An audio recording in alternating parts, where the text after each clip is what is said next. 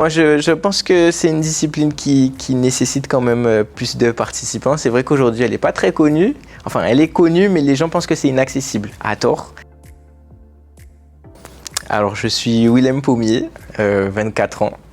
Je suis pilote de rallye guadeloupéen depuis maintenant presque 10 ans.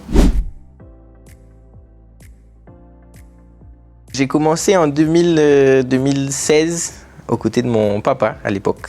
J'étais à ses côtés, j'étais son copilote pour ensuite passer quelques années après derrière le volant. Et depuis ces années-là, j'ai pas arrêté de rouler. J'ai participé à pas mal d'épreuves en Guadeloupe, en Martinique et aussi dans l'Hexagone. Dernièrement, j'ai remporté ma catégorie en 2025 du coup pour le rallye de la montagne. Et je suis aussi arrivé en demi-finale du rallye jeune dans l'Hexagone au Mans l'année dernière aussi. C'était une belle année 2025. Donc on repart sur des nouvelles bases, on part en 2026 avec des nouveaux objectifs. Alors pour faire simple et ludique, le rallye c'est une course chronométrée qui se déroule sur des portions fermées à la circulation. Et donc ces routes-là sont parcourues par des équipages composés d'un pilote et de copilotes. Et donc comme j'ai dit, c'est des courses chronométrées, donc le but c'est d'aller le plus rapidement possible. Et puis advienne que pourra. Alors c'est un peu effectivement complexe en Guadeloupe puisque forcément on n'a pas d'infrastructure pour s'entraîner en rallye comme dans les autres disciplines automobiles puisque on n'a pas de circuit, on n'a pas d'infrastructure. Donc il y a deux solutions, soit on se forme ou on prépare nos véhicules les jours des compétitions, soit malheureusement on est obligé de faire ça un petit peu de manière marron comme on dit ici. Mais bon, après, on évite forcément puisque ça engage beaucoup de risques et le problème, c'est qu'on n'a pas forcément le choix puisqu'on n'a pas d'infrastructure. Et souvent, malheureusement, surtout pour un sport comme le rallye ou qui est un sport extrême, on a tendance à découvrir des défaillances mécaniques les jours des compétitions puisque on n'a pas eu le temps d'essayer nos véhicules dans des bonnes conditions et ça peut amener quand même des risques supplémentaires qu'on peut éviter. Parce que le rallye, quand on goûte une première fois cette discipline, on n'arrive plus à en sortir.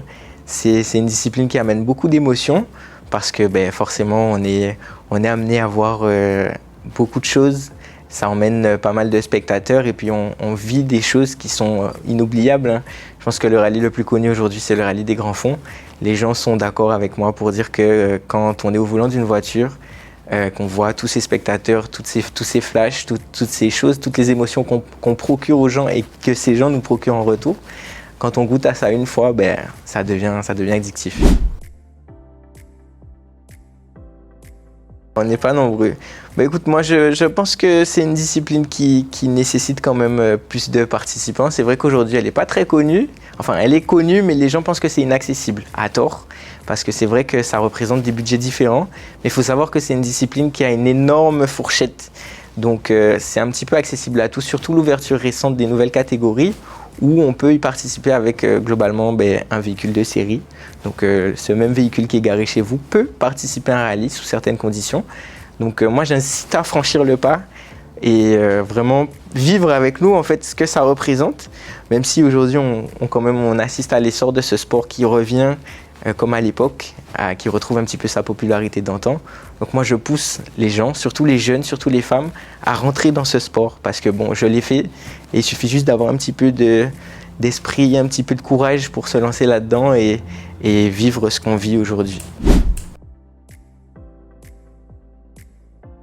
Alors globalement c'est un sport extrême mais qui ne nécessite pas grand-chose pour y participer. Donc ce qu'il faudrait faire en réalité, c'est surtout ne pas foncer tête baissée parce que on peut forcément avoir de mauvaises surprises, mais globalement, on va dire administrativement, il suffit simplement d'avoir une licence. La licence, ça s'achète, c'est des licences annuelles.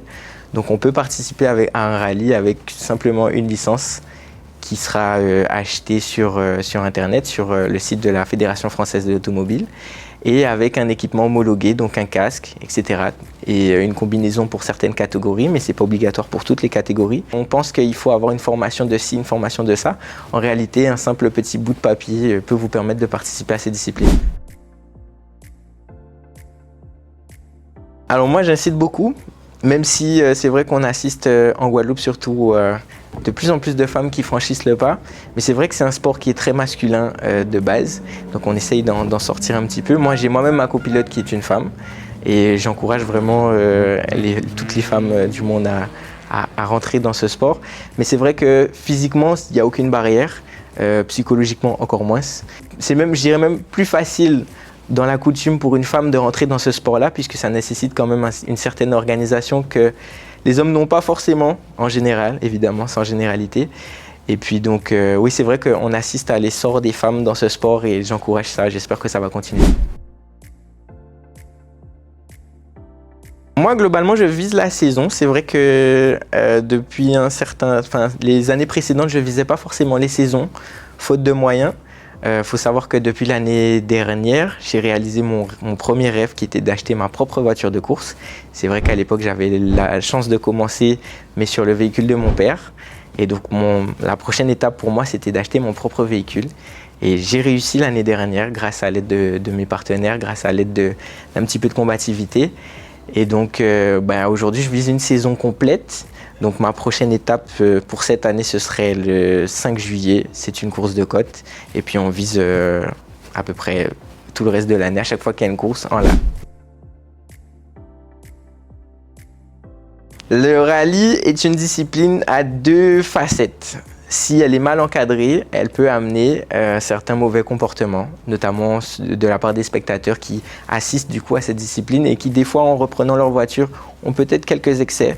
Et c'est justement ça qu'il faut contenir parce qu'en fait le rallye, comme je l'ai dit, à double facette, peut servir à des fins de sécurité routière puisque c'est un excellent outil de sensibilisation et je pense que ça, il faudrait l'exploiter.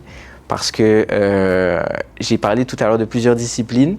Je vous ai parlé de disciplines avec des véhicules de série.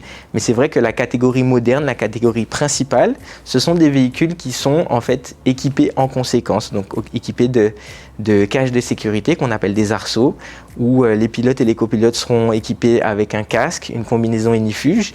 Et donc c'est tout cet aspect de sécurité-là qui en fait peut servir d'outil de sensibilisation et donc sensibiliser au risque de la route dans des véhicules qui sont étudiés pour justement y faire face.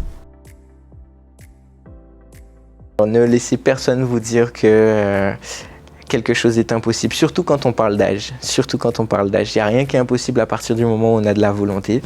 Ça, ce serait mon premier message. Et puis mon deuxième message, c'est sponsorisez-moi, pitié.